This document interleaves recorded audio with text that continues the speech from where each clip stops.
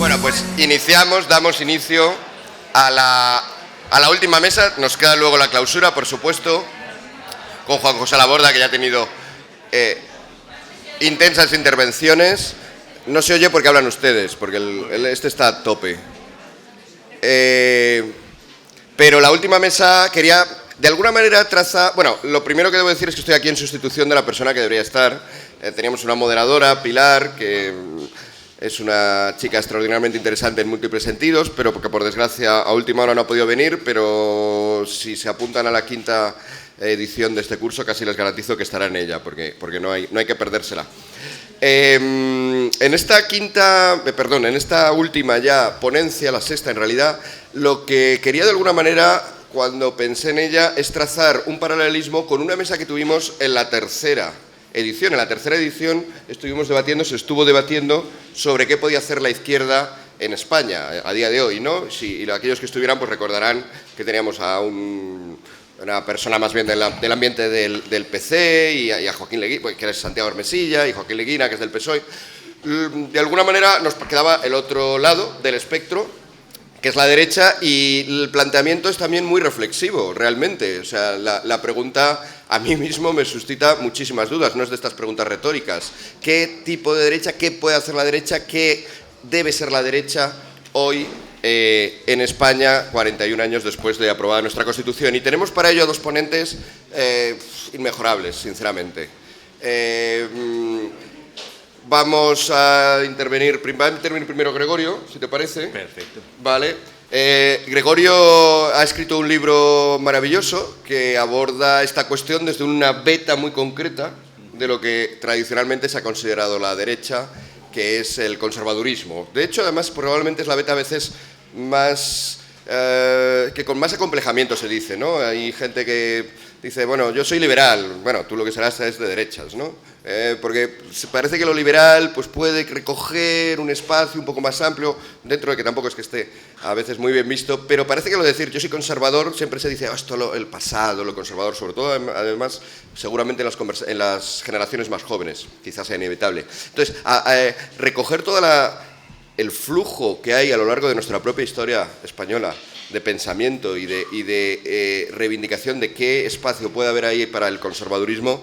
Sin duda, si había que invitar a alguien para que nos hablara de ello, ese alguien tenía que ser Gregorio, que aparte de haber escrito el libro, es filósofo, faceta en la cual a mí también personalmente me entusiasma, sabe un montón de pedagogía, faceta en la cual, dada también mi profesión, pues también me entusiasma las cosas que dice.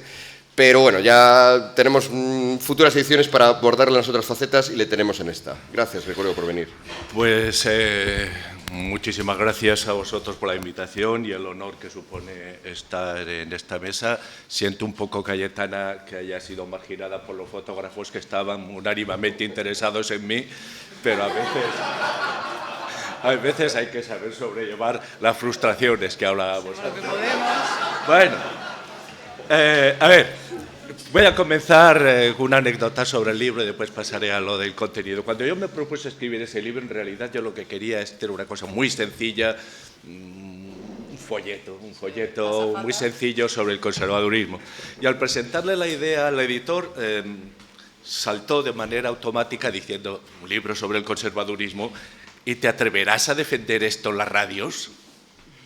Entonces descubrí, es absolutamente imprescindible hacerlo. Si un editor te dice, vas a escribir esto y no vas a llevar tu tesis de manera clandestina, sino vas a atreverte a defenderlo públicamente, ¿qué pasa?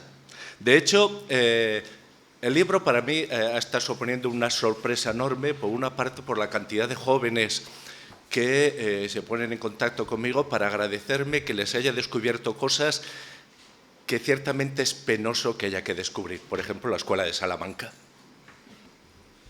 Pero es obvio que hay que descubrirlas. Y de hecho, me van a permitir que no diga el diario, pero un diario importante de lo que podríamos decir la derecha, cuando me hace una entrevista sobre el libro y me dice cómo es que estoy tan interesado por esto de Salamanca, pues le explico que si la escuela, tal cual.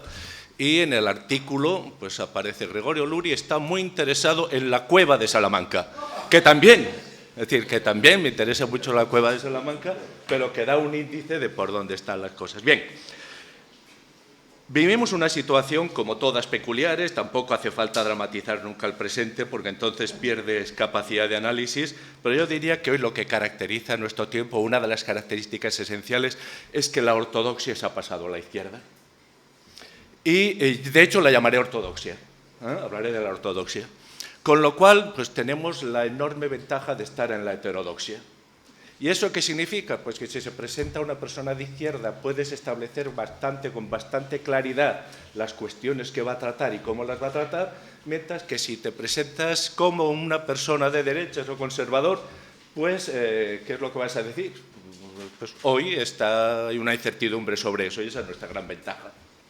¿Qué es lo que voy a decir? Pues voy a decir algunas cuestiones telegráficas, pero que en conjunto creo que pueden situar la respuesta a la pregunta que hacías. ¿Qué es el conservadurismo hoy, desde mi punto de vista? Porque además creo que el conservadurismo, para mantenerse vivo, ha de renunciar a ser una ortodoxia. Dejemos la ortodoxia para quien quiere trabajársela, que se la quede, vamos a ser heterodoxos, ¿no?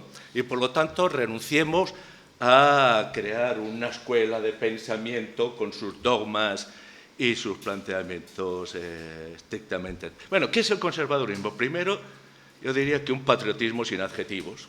Me preocupa muchísimo la necesidad de adjetivar al patriotismo cuando se intenta. Puedo entenderlo en el caso de Alemania, que necesitaban, después de la guerra, poner ahí un adjetivo constitucional para dejar claro que ahí no había un componente étnico, era un sustituto. Pero aquí hemos tenido alguna vez ese componente étnico. Asumámoslo, es decir, un patriotismo sin adjetivos.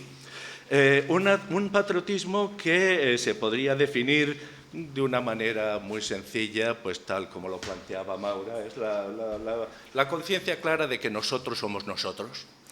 Y quien no sepa lo que decimos con eso, pues es su problema. Pero nosotros somos nosotros y estamos al servicio de España.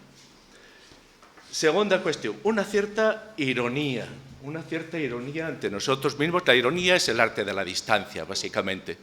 Y es importante esto porque creo también que dentro de la ortodoxia se ha perdido el sentido de la ironía. Es decir, clarísimamente, por ejemplo, en el feminismo contemporáneo no hay lugar para la ironía, o la ecología, etcétera, o las políticas de identidad.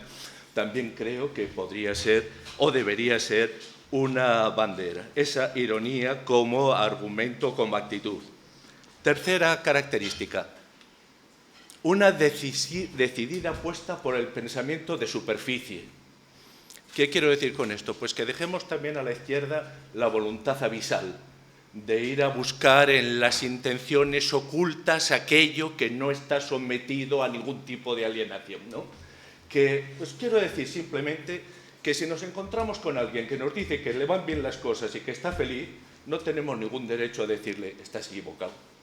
Esa felicidad tuya es fruto de una alienación, pero gracias a Dios yo estoy aquí para mostrarte la verdad. Pues se nos dice que está bien y que es feliz, creámoslo. Y tengamos presente pues, que los fenómenos de superficie en política son importantes. Cuarta característica, el lema del escudo de Estados Unidos como idea directriz, e pluribus unum. ¿Es importante la pluralidad? Sí, pero para que haya pluralidad ha de haber algo que la coja y la haga posible. E pluribus unum. Y eso es una cuestión que, formulada así, pues queda en una ambigüedad que debe mantenerse como tal, ¿no? E pluribus unum. Quinta característica, un racionalismo crítico. No estoy pensando en Popper, sino simplemente en la conciencia de que la política no se rige con silogismos. Más aún, que en las cuestiones políticas y en general las cuestiones humanas, aquello que pensamos de nosotros mismos constituyen elementos objetivos de la realidad política. O si quieren decirlo de manera más pedante, o lo puedo decir de manera más pedante, sea el que sea el todo de las cosas existentes, las cosas humanas son diferentes del resto, porque a un átomo no le preguntas cómo se siente, a un ser humano sí. Y esa capacidad para sentirse de una determinada manera es un elemento de político o político de primera categoría. Además, podríamos decir para situar los límites del racionalismo, que bueno, toda comunidad política, de hecho yo diría que toda comunidad humana, para sobrevivir necesita generar ilusiones sobre sí misma, sobre sus ideales, sobre sus competencias, etc. Y si eso es un hecho político, pues no nos avergoncemos de utilizarlo. Sexta característica, pues el conservador es moderno, claro que sí, pero no solo.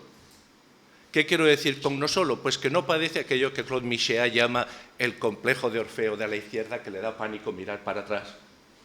Entonces, pues miramos para atrás y miramos para el futuro, porque la intención básica es darle densidad al presente.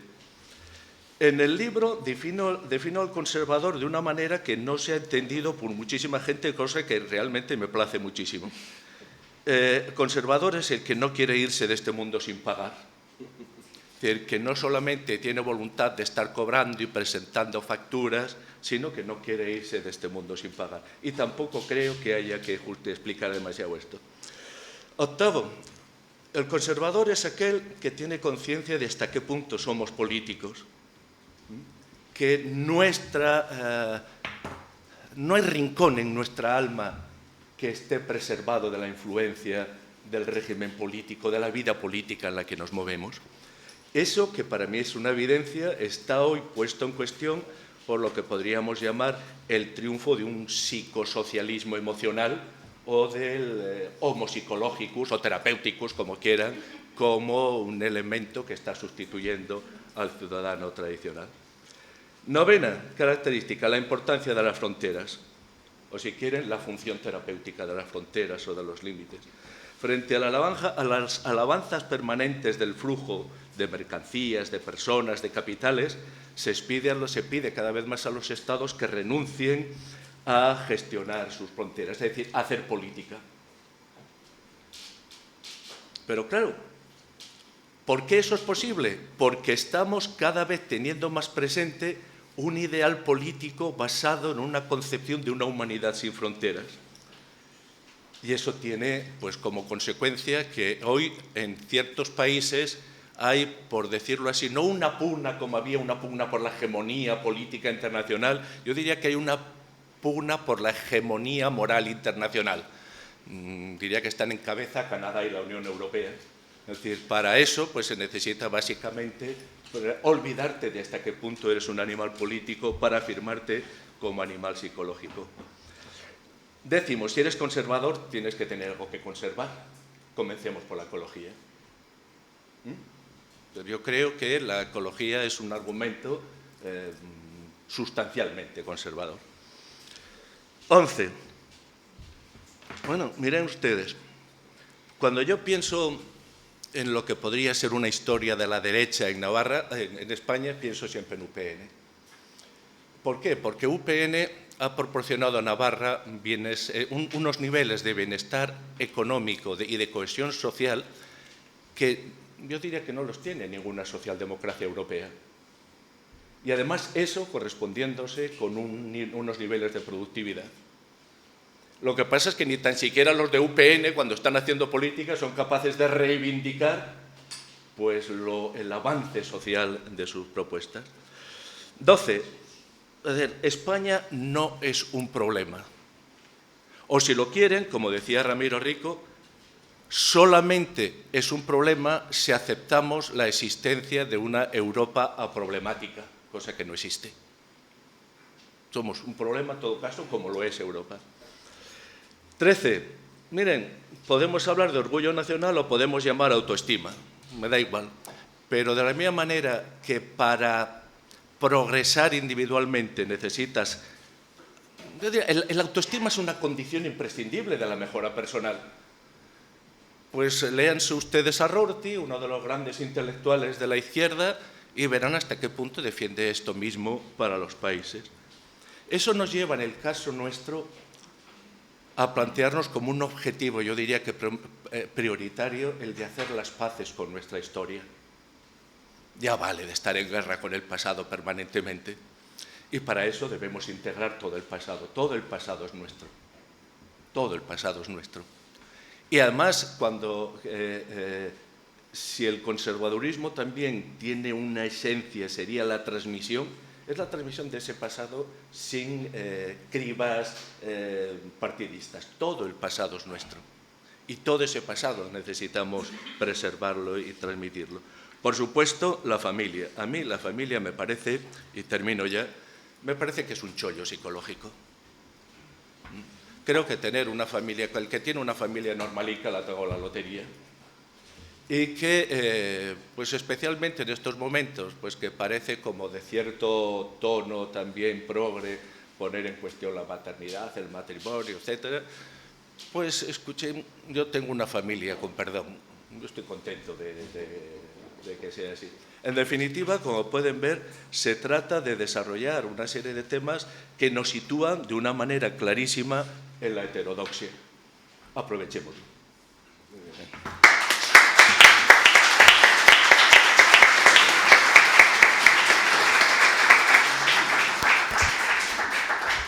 Bien, y la otra parte de este diálogo pues está protagonizada por Cayetana Álvarez de Toledo, que Cayetana es desde el principio también codirectora de este curso sobre los valores de la transición española. Bueno, pues para mí es un privilegio realmente absoluto, ¿no? Llevar ya además 4 años seguidos haciendo esto y hacerlo en la compañía de ella, así como de Arcadi. Es lo típico que se dice que las presentaciones sobran. A mí me resulta muy curioso destacar quizá, y además porque es muy pertinente para el tema en el que entramos, la doble cualidad de Cayetana como política y como periodista, ¿no? Cuando en las épocas en las que ejerce más el periodismo la gente echa de menos a la Cayetana política, y yo he presenciado que la gente le dice, pero vuelve a la política, haz pues estas cosas, hazlas, estas cosas que ves de una manera tan perspicaz. Y cuando está en la política, ya está pasando, en este breve nuevo periodo en el que ha empezado, que la gente me dice, ay, qué pena que Cayetana ya no nos escribe esos artículos tan iluminadores que esperábamos cada semana, porque realmente es que nos decían cosas que no dice nadie más. Bien, pues vamos a dar la ocasión de que nos diga cosas sobre esta misma cuestión desde esa posición tan privilegiada que tiene ahora en esa doble faceta. Bueno, muy buenos días a todos.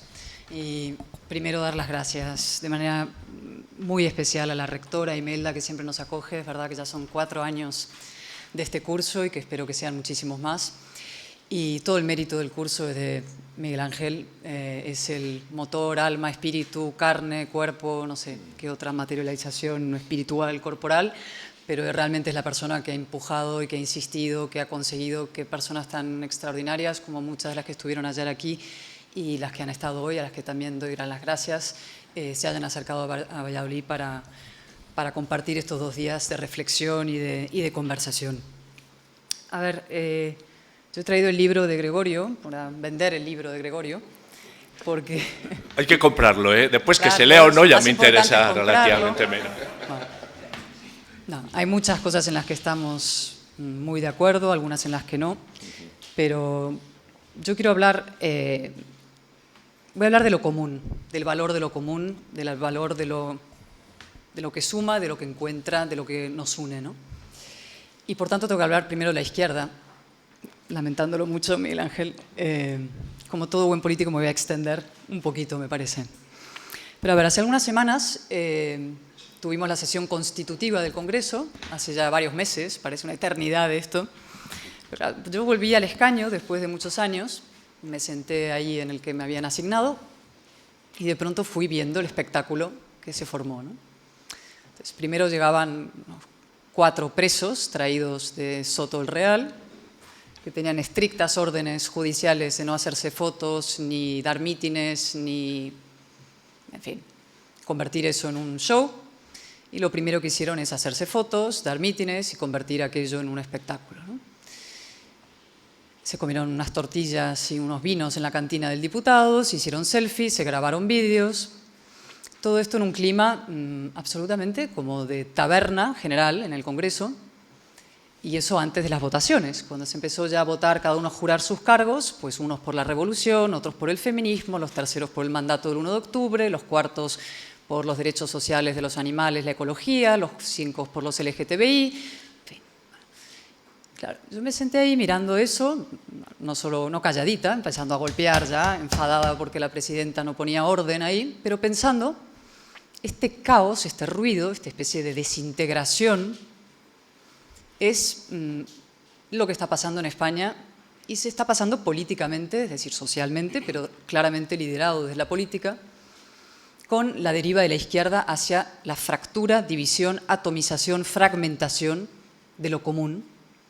Es decir, ahí estaba cada uno hablando por sí mismo, por lo suyo, por mi mandato, por mi revolución, por mi lengua, por mi patria, por mi nación, Cataluña, País Vasco, Cantabria, la que fuera, otros por sus derechos sexuales, por su identidad, es decir, es la fractura de la soberanía nacional, de una Cámara que representa a todos los españoles por igual, ciudadanos libres e iguales ante la ley, convertida en una especie de cámara de confrontación de grupitos, de colectivos, étnicos, lingüísticos o lo que fuera, es decir, el proceso que estamos viendo en España, ¿no? Con lo cual, realmente en estos momentos, más allá de consideraciones de liberales, conservadores, debates nominalistas o ideológicos de fondo, realmente hay dos alternativas o dos opciones. Una, insistir en este camino de fragmentación identitaria, y el otro camino, que es el que yo defiendo y voy a defender ahora desde el Congreso de los Diputados, desde mis obligaciones, intentar poner en valor, fortalecer, reforzar lo común, lo que nos une, en este caso los españoles, que también nos une con otros europeos, nos une con muchos iberoamericanos, pero nuestro ámbito es la nación, nuestro Estado de Derecho, nuestro Estado constitucional, es decir, intentar volver al individuo, al ciudadano, libre e igual, y ver lo que nos une unos con otros, porque eso es lo que garantiza una convivencia pacífica y porque tiene un valor moral. Es decir, en estos dos modelos, ellos han sustituido lo común por lo colectivo y el colectivismo es siempre, siempre exclusión del otro. Se crean colectivos artificiales, es decir, el que está dentro del colectivo lo metemos a marcha martillo. Las mujeres, son todas las mujeres el colectivo femenino, a las que no comulgamos con el ideario de izquierdas, pues no eres mujer, o eres una medio mujer, o eres una machista encubierta, eres una cómplice de, y lo mismo con cada uno. Es decir, el colectivismo siempre es, como digo, exclusión, discriminación, exaltación de la diferencia y una cosa muy importante que es una de las grandes características letales de nuestro tiempo, que es el victimismo. Es decir, el colectivismo, la manera colectiva de entender la comunidad es crear colectivos víctimas y, por tanto, abocados siempre a buscar un agresor que justifique su victimización y, por tanto, al enfrentamiento. Y eso se ve, lo cuenta Gregorio en su libro, en el capítulo muy interesante sobre la política nacional y sobre, ¿no? O tenemos una koinonía, una comunidad, una politeia, o tenemos una cantidad de micropoliteas, una fragmentación y siempre, como digo, en conflicto.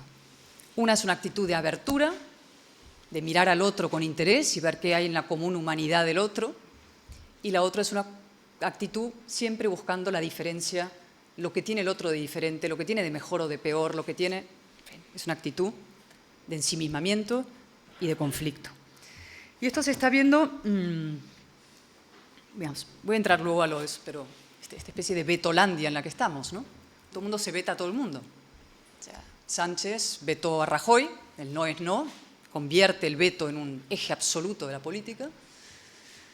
Luego Ciudadanos veta a Sánchez, luego Ciudadanos veta a Vox, ahora Sánchez veta a Iglesias, las feministas nos vetan a las del PP y el Orgullo Gay veta al PP, a Ciudadanos y a quien se pase por ahí. Y ahora Carmen Calvo dice que las mujeres o son socialistas o no son feministas, entonces no somos mujeres. O sea, este es el mapa de trincheras y de vetos en el que estamos convirtiendo a España.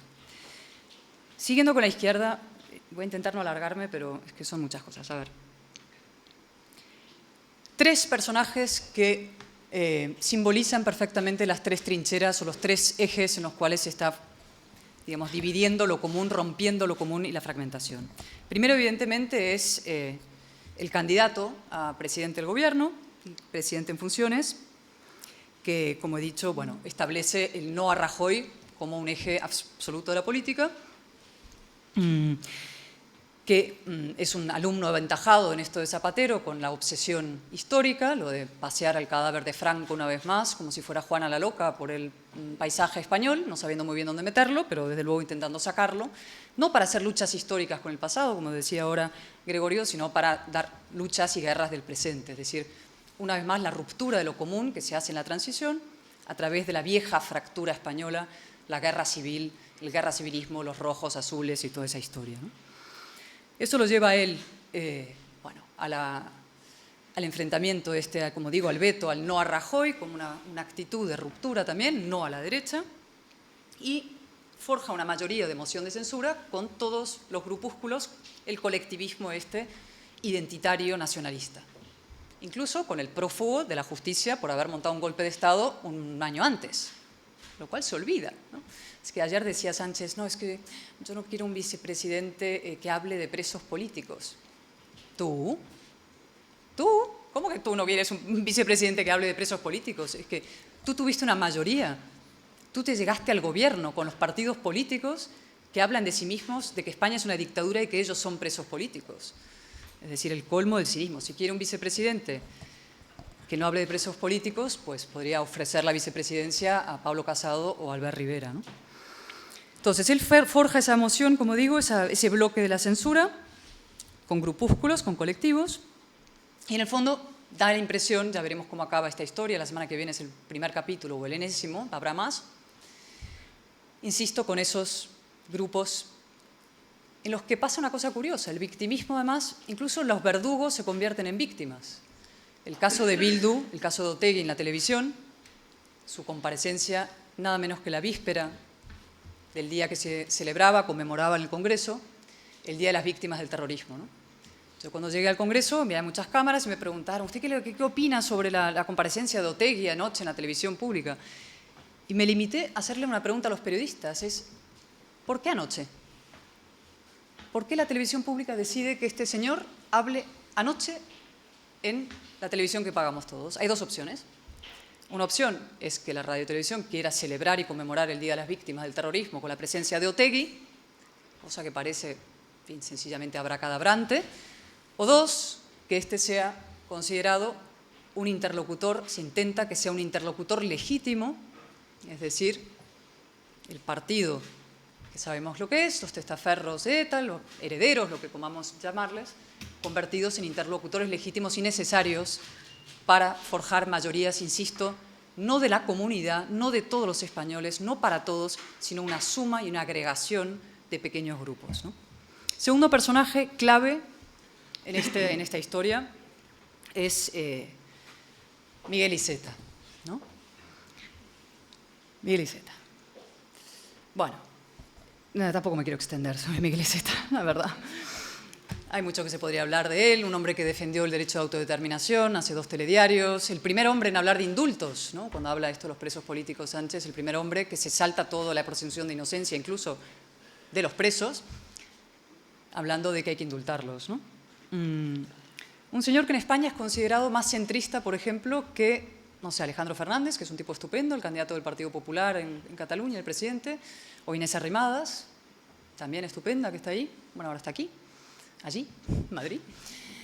Es considerado más centrista. ¿Y por qué es considerado más centrista y transversal el señor Iceta? Pues porque es más cercano al nacionalismo, que es la gran perversión española, ¿no? A más cercano al nacionalismo, a la ideología más reaccionaria que hay, más centrista eres. Bien, pues este señor ahora acaba de pactar la Diputación de Barcelona con el partido de Puigdemont y Torra. Eso es el señor Iceta, ¿no? Esa es la política, insisto, de la fragmentación, de la legitimación y el blanqueo del identitarismo y de la fragmentación. Y la crisis catalana, como la vayan a resolver a costa de lo común o no, va a ser uno de los grandes asuntos fundamentales de la próxima legislatura, ¿vale? Tercer personaje, voy rápido, es Carmen Calvo, ¿no? Carmen Calvo es deslumbrante. No, en serio, es deslumbrante. Yo os animo a que pongáis las intervenciones, yo veo sus discursos enteros, porque no, es verdaderamente asombroso las cosas que dice, ¿no?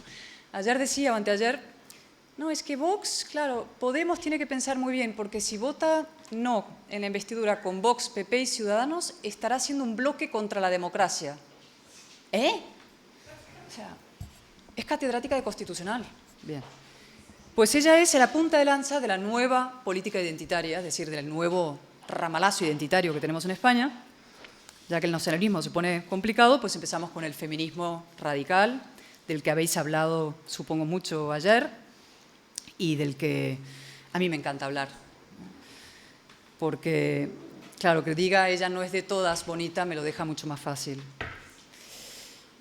La manifestación del 8 de marzo, con la mujer del presidente del gobierno en primera fila, saltando, diciendo ¿dónde están? No se ven las mujeres del PP. No, es que no existen para la izquierda las mujeres del PP, por eso no están. Las graves consecuencias que ese tipo de feminismo tiene, se han hablado aquí, el tema de que es un blindaje para algunas mujeres mediocres, que también las hay mujeres mediocres y hay mujeres que mienten. Esto es una novedad, lo digo, en el discurso contemporáneo. No se puede decir que las mujeres mienten, solo los hombres mienten. El amedrentamiento de la disidencia, la mujer que se sale del colectivo, bueno, lo de siempre y lo más importante de esto, insistiendo en la idea de esto de lo común, la desigualdad de derechos que se va instalando a través de este tipo de políticas. Es decir, que se pueda traducir y llevar al Código Penal, estoy radicalmente en contra de eso, que haya presunciones de inocencia distintas en función del sexo. ¿Qué diríamos si eso se hace en función del color de la piel o de cualquier otro criterio? Pero ahora resulta que las mujeres somos más presuntamente inocentes que los hombres solamente por el hecho de haber nacido mujeres, lo cual es una aberración desde cualquier punto de vista de la ciudadanía, de la igualdad, de la libertad, de los valores más profundos de la modernidad política, ¿no? La lógica identitaria de esta, y voy ahora a pasar brevemente a lo que me ha pedido Miguel Ángel que hable, que es de la derecha. La lógica identitaria lleva siempre como lleva el conflicto. Lleva el conflicto en Alsasua, cuando nos echan a borrazos, a Maite, en el País Vasco. Yo viví en la Universidad Autónoma de Barcelona, donde también te quieren expulsar, la no conoce a nadie. Y lleva la escena del orgullo gay del otro día, que no debería en el fondo sorprender a nadie, porque las lógicas identitarias, insisto, llevan a la exclusión de los que no entran estrictamente dentro de lo que el colectivo define como tal. Con un hecho bastante que ha pasado desapercibido en el caso de lo que pasó en el orgullo gay. La fiesta del orgullo gay la paga el Ayuntamiento de Madrid y en parte la Comunidad de Madrid. Es decir, la pagan todos los madrileños, sean de la ideología que sean. El común de los madrileños paga esa fiesta. Y sin embargo, los que organizan la fiesta se arrogan el derecho a decir quiénes pueden ir y quiénes no pueden ir a esa fiesta. Yo no sé si somos conscientes de lo que eso significa. Es decir, tú pagas, pero tú no puedes ir. Es lo que te dicen. Y nadie se atreve a encarar eso porque busca la identidad, ¿no? Esto es ser homófobo. No. Es que eso no es ser demócrata. Cuando todos pagan, todos ponen su dinero, todos, lo público, entonces van todos. Y si no, la fiesta te la pagan. Me parece sentido común. Y el ejemplo más extremo a donde pueden llegar, no extremo, pero un ejemplo a donde pueden llegar las políticas identitarias, la destrucción, digamos, del sentido común de la persona, es el caso de un hombre justo, que es el señor Marlaska, que se convierte en una especie de cápsula sectaria, diciendo cosas inarrables por este asunto del orgullo. Entonces, ¿nosotros qué hacemos? La alternativa a eso. Frente a esa especie de marea colectivista y identitarista, la opción que han escogido algunos países es el ramalazo identitario en sentido contrario. Es decir, el péndulo identitario va al otro lado. Trump, Bolsonaro, Le Pen, Salvini, Brexit, Orbán, muchas cosas. Yo sé que ahí en cada uno de esos casos hay matices, hay algunas explicaciones, cosas que se puedan justificar. Pero eso es una reacción identitaria, es decir, nos quedamos en el mismo marco identitarista, por tanto ahí no hay solución. Ahí pasa de un péndulo al otro discutiendo sobre lo mismo que la identidad. Lo que hace falta es, en mi opinión, nuestra labor histórica en estos momentos es disputar ese marco, es decir, no aceptar ese marco de lo identitario y volver, y aquí estoy de acuerdo completamente con algo que dice Gregorio en su libro y su actitud, que es, oye, no todo lo nuevo es mejor. O sea, hay cosas que ya han inventado nuestros antepasados y que lo hicieron bastante bien. Y eso se llama la democracia liberal y centrarse en el individuo, en la persona. Hoy estamos en un momento en que las minorías se convierten en tiranías contra la primera minoría, que es la persona y el individuo. Es decir, el ciudadano responsable. La palabra responsabilidad es la que todo el mundo usa. Quiso poner en valor lo común frente a la segregación, significa muchas cosas, de algo que libres iguales, la modestísima plataforma que más o menos sobrevive. Dijo en primer discurso, hicimos hace ya 4 años, en septiembre de 14, 5 años, hablábamos de la transición y sobre todo de la Constitución y sobre todo de España como la empecinada voluntad de vivir juntos los distintos. Esa empecinada voluntad de vivir juntos los distintos es lo que hace que España tenga un valor moral extraordinario, es lo que hace que busquemos lo común, aceptando diferencias lingüísticas donde las hay, sensibilidad ideológica, monárquicos, republicanos, ateos, creyentes, vascos, catalanes, castellanos, y buscar lo común. La transición, por eso hacemos este curso desde tantos años, los valores de la transición, ¿no? Porque esencialmente que fue la reconciliación de los diferentes, con sus defectos que se podrían desde luego analizar con el miedo, que la acompañó también, ¿verdad? Un impacto positivo en este caso del miedo, pero fue básicamente una reconciliación por encima de todo. Y nos acusan a veces en este curso, nos ha pasado, en la melodía, nos han dicho, ustedes se apropian de la transición, ¿no? Se apropian de los valores de la transición en este curso, la derecha se apropia. No, nosotros protegemos lo común frente al abandono de los demás. La transición es lo común, lo mismo la Constitución. Si los demás abandonan, nosotros no es que estemos apropiándonos, estamos protegiendo algo que es bueno para todos, no para mí, que puedo ser liberal, conservadora, más liberal que conservadora. Pero esto es lo común. La Constitución, lo mismo, lo llamamos la tercera vía, y en verdad fue la tercera vía española. Y ahora, ¿qué habría que hacer? Desde luego aseguramos que de la crisis catalana esta no se salga con una solución política que vaya en detrimento de lo común. Ese sería el fracaso, esa sería la medida, digamos. Nosotros tenemos que trabajar para que la solución, si existe esa palabra en este caso, a la crisis catalana, no vaya en detrimento de lo común, de la igualdad, de la libertad de los ciudadanos. Segundo, poner en agenda en marcha un libro blanco de defensa de la democracia, de lo común, de lo constitucional, del Estado de Derecho en todo el territorio nacional. Y ahí hay un asunto muy importante que va a ser la lengua, lógicamente. Temas lingüísticos que se han convertido en un arma para la diferenciación. Les voy a contar una anécdota que juro que voy a hablar. En campaña electoral en Barcelona, una de las entrevistas que me hicieron, empieza el entrevistador, me habla en catalán, y me dice, bueno, ¿usted le molesta que yo le hable en catalán? No, no me molesta, pero sería más cordial de su parte si usted me habla en la lengua que los dos compartimos. Ah, entonces, ¿no sería cordial por mi parte? Digo, no, no sería cordial si usted y yo compartimos una lengua, que me hable una lengua que además es la de la mitad, un poco más de la mitad de la población de Cataluña.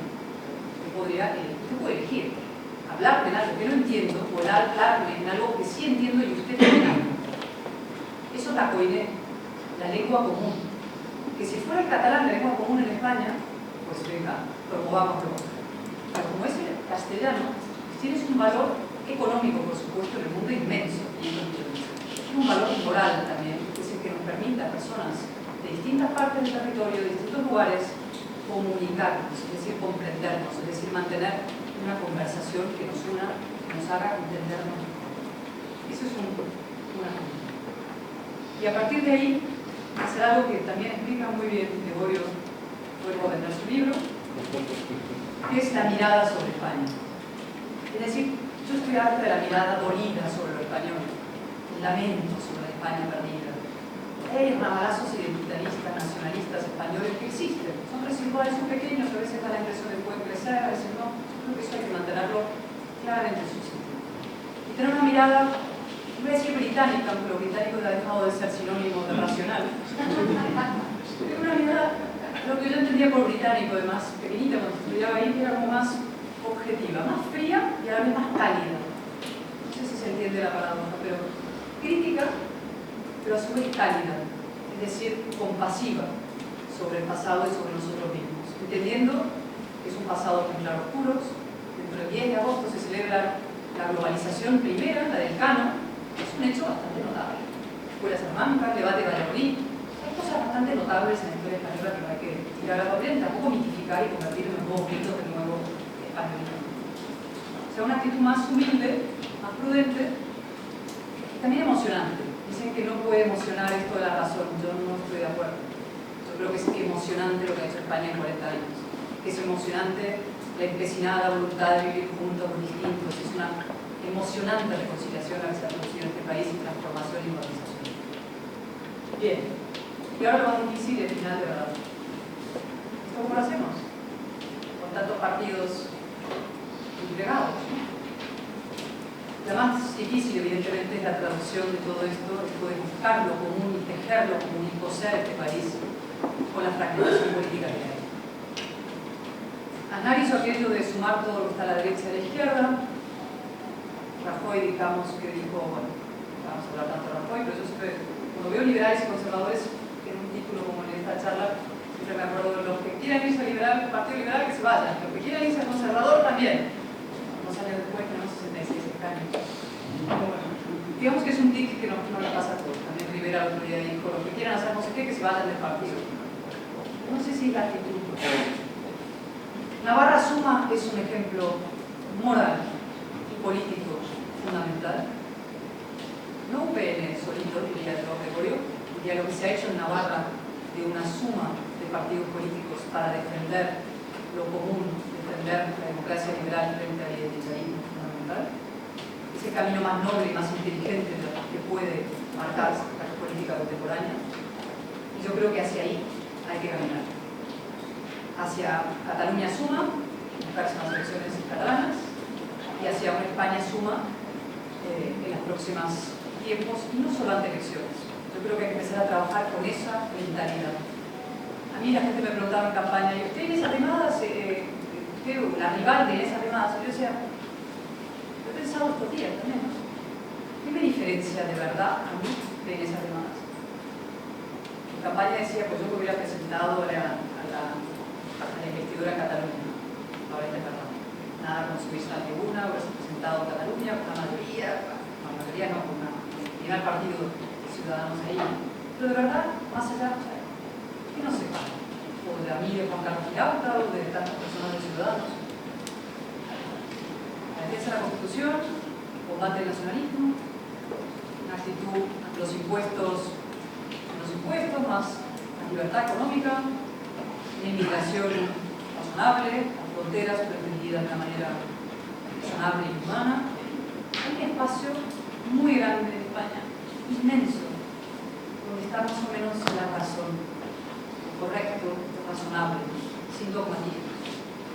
Y problemas o diferencias que puede haber gente que dice, no, es que unos son liberales y otros conservadores, o unos son los partidos más clerical y otros más la iglesia, los valores morales, y yo eso lo discuto.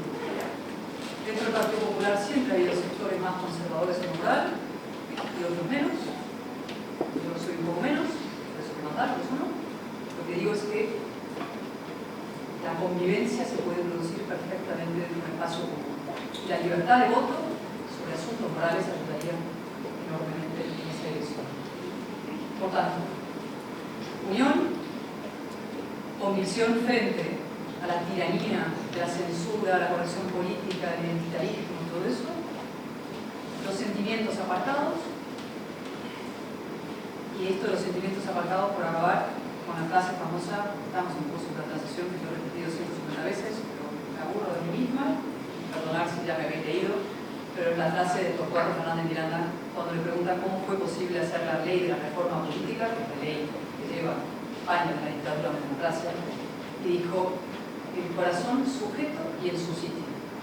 Es decir, esperando con la cabeza. Los sentimientos no pactan, se pueden pactar con la cabeza, con la inteligencia, con la razón. Eso decimos hace 40 años y eso creo que debemos hacer hoy para acabar con el discurso aquel de libres iguales, para ser juntos y distintos, libres e iguales.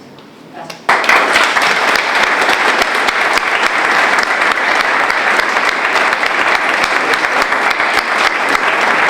Tenemos tenemos a Sofía, Guillermo, tú y aquel señor de allí. 4 preguntas. Hola.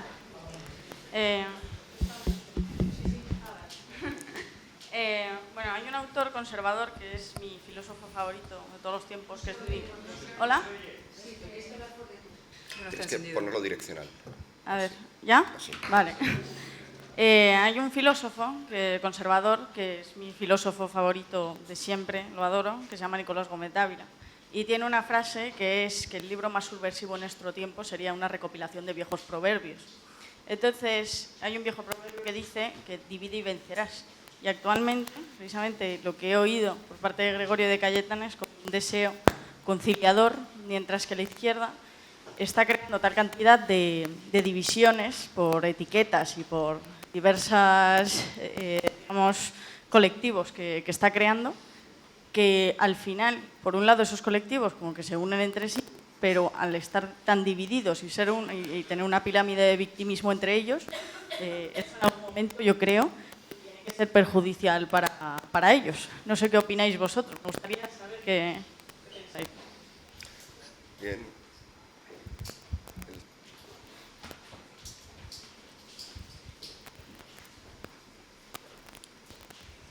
Hola, buenos días. En primer lugar, muchas gracias por la charla, ha sido muy interesante y agradezco que se desplacen a mi ciudad precisamente para proporcionarnos este tipo de eventos.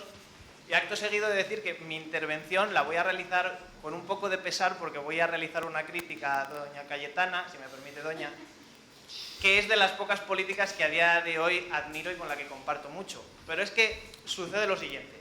Usted ha hablado, como ha hecho muchas veces y es por una de las razones que la admiro, de estas diferencias legales que hay entre hombres y mujeres, de la presunción de inocencia.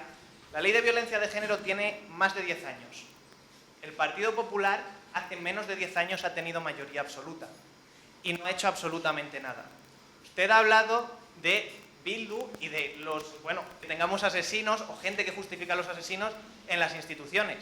Reitero, desde que Bildu está, hemos tenido al Partido Popular con mayoría absoluta y no he visto ningún tipo de esfuerzo por hacer nada. Lo que sí que he visto es que en País Vasco, de hecho, se ha llegado a pactar con Bildu. Y claro, usted me puede decir, porque he notado que ha hecho una diferencia entre Mariano Rajoy y el resto de dirigentes políticos, pero es que la persona que actualmente dirige el PP ya se encontraba cuando Mariano Rajoy era presidente. Y si una persona es capaz de preferir la disciplina de partido mientras se conculcan mis derechos como ciudadano, no entiendo por qué debería otorgarle mi confianza. Y es más, le diré, no entiendo cómo se la puede otorgar usted, porque usted tuvo una intervención muy buena en la que se le echaron injustamente encima cuando defendió la burrada esta, se estuvo en contra de la burrada esta de que si no hay un sí expreso, es violación. Y se le echaron todas encima y demás. Cuando tuvo lugar el debate de investidura, el señor Sánchez se giró a Pablo Casado y le dijo, por cierto, explíquele a sus compañeras de partido que no es no. Y Pablo Casado, en lugar de dar la cara por usted, disculpe, se calló. Guardó silencio acomplejado. Entonces, claro, sí, usted está aquí hablando de defender nuestros derechos, nuestras libertades, pero yo si la vota usted, voto a un partido, y ya acabo, que a la hora de la verdad se calla y no es capaz ni defender a sus propios compañeros. Muchas gracias.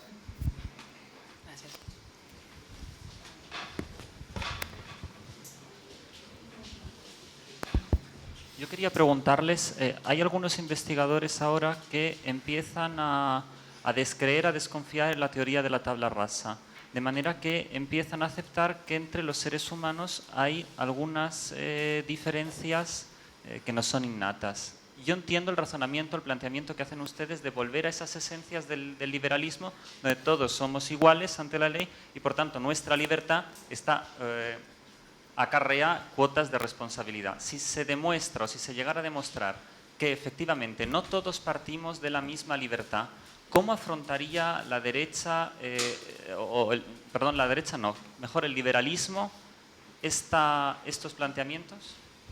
Gracias. Hola, yo estuve el año pasado, me llamo Pedro Sánchez, por eso lo digo. Y simplemente le mando desde aquí, bueno, me ha gustado mucho la intervención de Luri, Le mando desde aquí el apoyo a Cayetana porque creo que Cayetana se ha convertido en el objeto de pim pam pum, por desgracia, de cierto periodismo patrio. Entre ellos con especial sarna de mujeres periodistas, precisamente, pero bueno, están al servicio del régimen.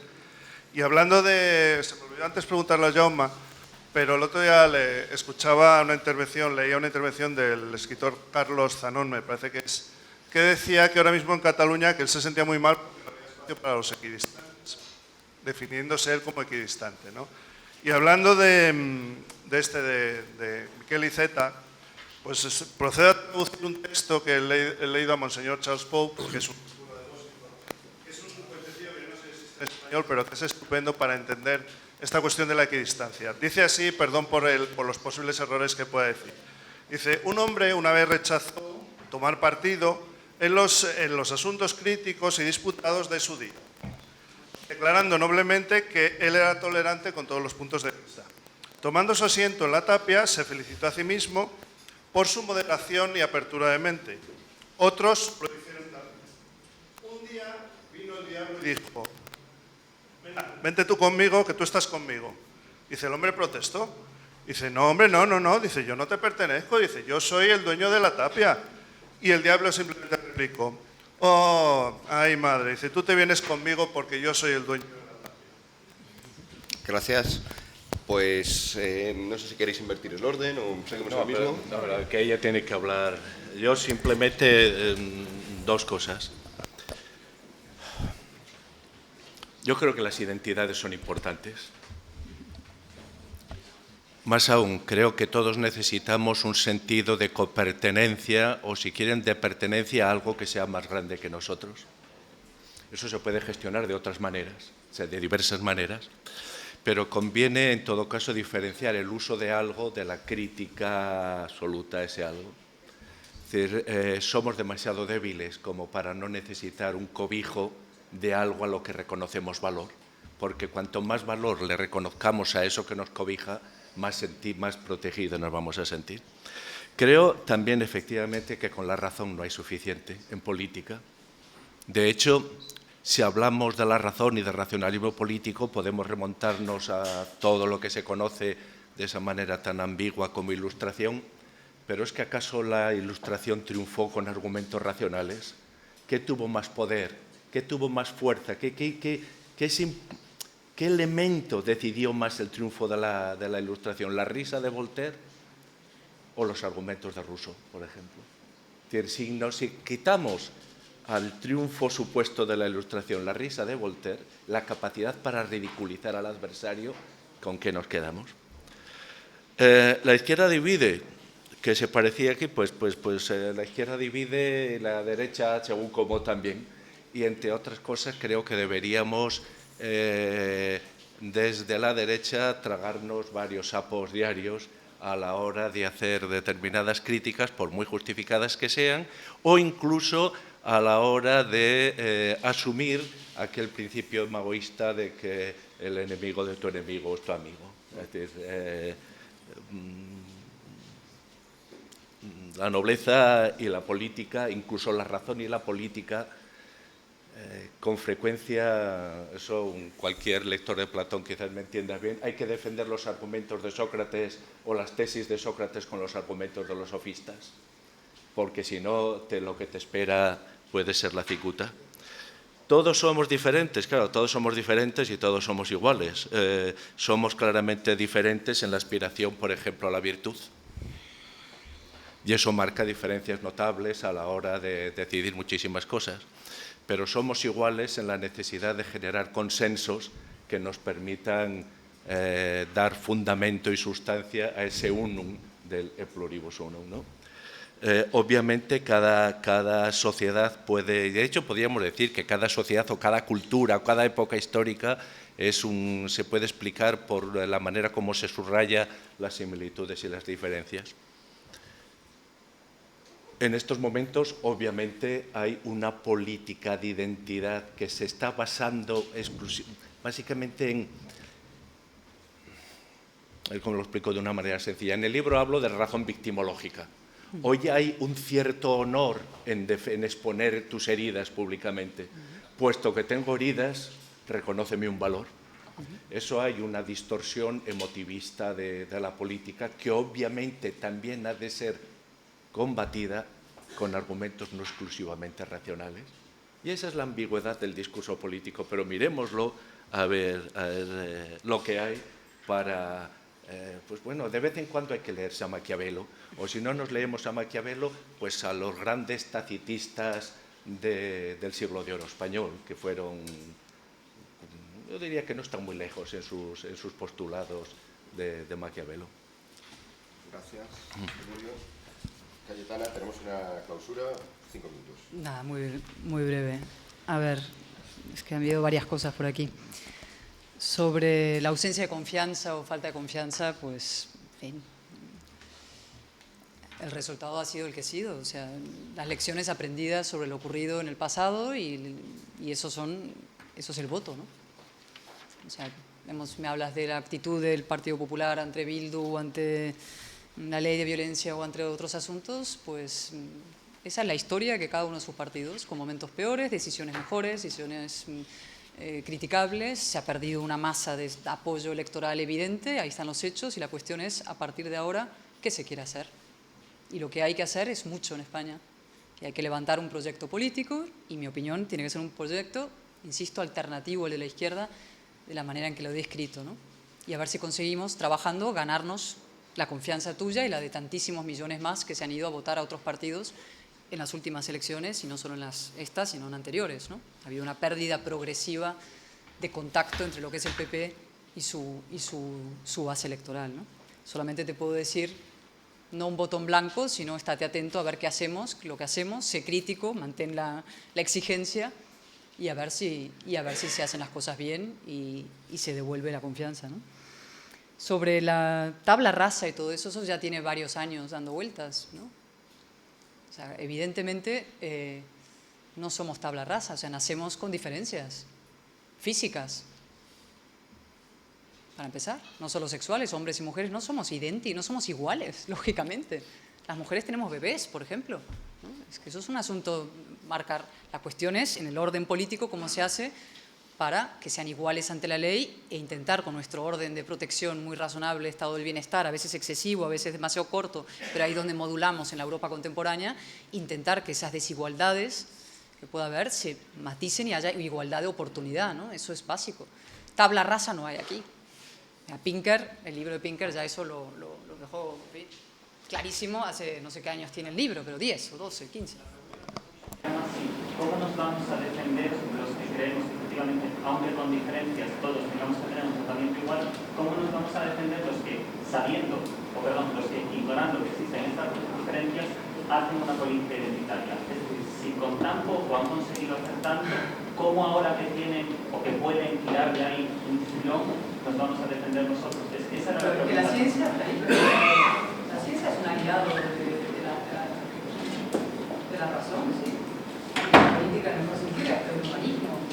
Es decir, la ciencia arroja conclusiones importantísimas. Hace poco en este sobre el tema del feminismo, las elecciones que hacemos con las mujeres, se publicó ese estudio en los países nórdicos, que son países que culturalmente se han, digamos, mimado y adaptado a las diferencias culturales, es decir, no hay poder entrar en el mundo para niños, etc.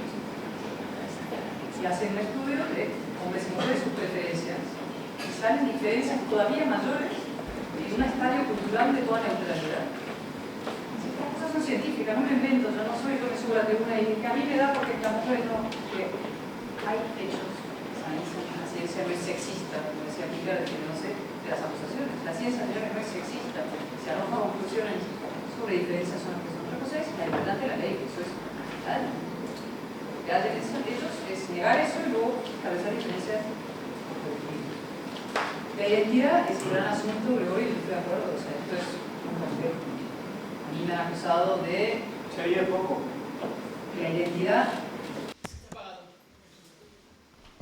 La identidad, sí, la identidad es de los asuntos más complejos que hay, pero ¿cómo es compleja la identidad? Es decir, ¿yo qué soy? Nacida en Madrid, madre argentina, fui apátrida hasta los 18, luego francesa de padre, pero argentina, pero Entonces, mi arraigo, yo tengo un arraigo español. Yo soy constitucionalmente española. ¿Cuáles son mis motivos para sentirme una patriota española? Vamos a poner tus palabras. Es una, digamos, emocionante reconocimiento con lo negro, lo blanco, lo gris de este país, de lo que ha sido, es y puede ser, ¿no? Y eso no es porque yo haya vivido toda mi vida en un paisaje, ni en un pueblo, ni porque... no, es que yo me emociono porque veo los paisajes de Medinaceli, que es donde prácticamente nací, que también me pasa, ¿no? Hay mezclas de cosas, es decir, la identidad, lo decía Felipe Fernández Armesto en una entrevista el otro día, que es un poco, me siento identificada, ¿no? Es un español, decía, yo soy un patriota, pero muy antinacionalista. Digo, yo te entiendo. Y dice, él es una mezcla, es inglés, español, ha vivido en muchos sitios, da clases en Estados Unidos y es lo que Tony Judd decía, un edge person, es decir, una persona que está en las fronteras y en los sitios de cruce, pero no es un desarraigado. A nosotros nos llaman los que pensamos desarraigados, cosmopolita, como insulto. O sea, Vox ha utilizado cosmopolita, no solo Vox, eso viene de Trump y de muchos sitios, cosmopolita como insulto. O sea, eso no puede ser. O sea, el cosmopolita, bueno, es una persona que reconoce su sitio, su arraigo y lucha. Incluso en mi caso yo me dedico ahora a la política por convicción española, constitucionalmente española, pero con la mirada más allá de, ¿no? Con buscar en el otro algo común, ¿no? Buscar en el otro algo común. Y el nacionalismo es el desprecio al otro, la xenofobia, la frontera, la discriminación, la exclusión y el conflicto. Y entre identidades complejas que las tenemos, decía Felipe, son como mil hojas. La mil hoja identitaria, puedes cortarla en cualquier sitio, efectivamente. ¿Y cómo cambia a lo largo de la vida? La identidad. ¿Cómo cambia la identidad? No, tío, en algunos casos la identidad sexual, en algunos casos otros, pero tu propio sentimiento identitario no es igual a lo largo de tu vida. Te sientes más de aquí o más de ahí o más momentos, ¿no? O sea, esto son cosas sensibles. Y la razón y los sentimientos, has dado con los dos asuntos, ¿no? Estoy de acuerdo, es decir, eso me lo explicó Boadella, me decía en un acto, ¿no? Yo con toda la cosa cerebral, me dice, tienes que poner un poco de música para suavizar, ¿no? Y pusimos música, piano, ¿no? Un acto de libres iguales. Es verdad que hay una parte sentimental y emocional que nos caracteriza, pero frente a la ola desquiciada de las emociones desatadas, donde mis emociones se ponen encima de la mesa y me dan derechos, hay que establecer un frío contrapeso de la razón. Es decir, en estos momentos estamos viviendo, insisto, sentimientos convertidos en fuente de derecho. Yo me siento así, por tanto tengo derecho a tener una Cataluña independiente. Yo me siento así, con lo cual tengo derecho a que los hombres decir que son todos unos agresores y yo tengo más derechos que no. Sentimientos como fuente de derecho, no.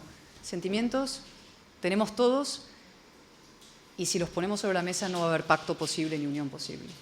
Gregorio tiene una pregunta de 10 segundos que Cayetana responderá en 20 sí. segundos. A ver, populismos europeos. ¿Por qué hay ese resurgir en Europa? ¿No será porque Europa no logra ser una unión simbólica europea? Hemos estado destrozando, destruyendo o borrando fronteras nacionales sin acabar de dar forma a una unidad que sirva para nombrar a nosotros. ¿No hay precisamente un déficit identitario en Europa que es el que ha permitido el refugio en identitarios nacionales? Yo creo que Europa tiene una maravillosa, extraordinaria potencial de identidad que es precisamente la ciudadanía y el concepto de libertad y de igualdad y todos los valores esos. Lo que pasa es que a veces atribuimos a los entes los problemas de la política, ¿no? Por ejemplo, siempre lo hacemos en el caso de la Constitución, ¿no? Decimos que la Constitución es el problema, ¿no? Y su reforma la solución. Yo no estoy de acuerdo, ¿no? Yo creo que los políticos han sido el problema. Y en Europa te diría que lo mismo. Si hubiéramos tenido personas capaces de decir, a partir de este milagro que es que convivamos 28 países con lenguas distintas, etcétera, en lo común, y que tenemos ahí la base para lo que tú llamas una identidad, que es una identidad cívica, una identidad no nacionalista, digamos, no étnica, ¿no? Una identidad en valores fundamentales, libertad, igualdad, fraternidad. Tampoco hay que inventarse muchas cosas distintas, creo. Pero bueno, eso es para un largo coloquio también. Invención quizá no, pero reflexión sin duda, hay elementos de sobra después de esta mesa que cerramos ahora y de nuevo también, sin más tiempo que sacarnos unas fotos, daremos el paso a la clausura que tendremos con Juan José Laborda. Gracias.